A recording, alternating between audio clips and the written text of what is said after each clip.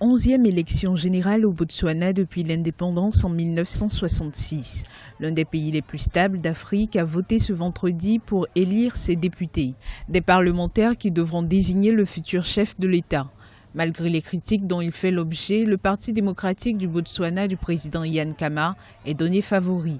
Depuis près de 50 ans, tous les présidents du pays sont issus de ce parti. Les résultats de ces élections, personne ne peut les prédire à l'avance parce qu'il y a d'un côté la situation sociale, la situation économique du Botswana qui est relativement mauvaise. De l'autre côté, il y a la tradition, mais il y a aussi le fait que le président Khama est reconnu qu'il avait une responsabilité dans la situation actuelle. Ne veut pas dire qu'une faute avouée est à moitié pardonnée, mais les électeurs peuvent penser ainsi.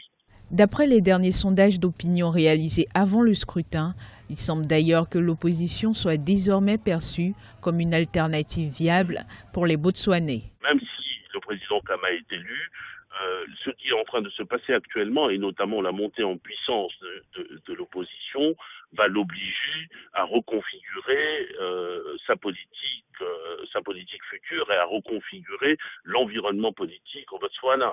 Pays enclavé de l'Afrique australe, le Botswana est connu pour sa démocratie qualifiée souvent d'exemplaire, ce qui lui vaut d'être régulièrement classé au premier rang des pays africains en matière de gouvernance et de transparence.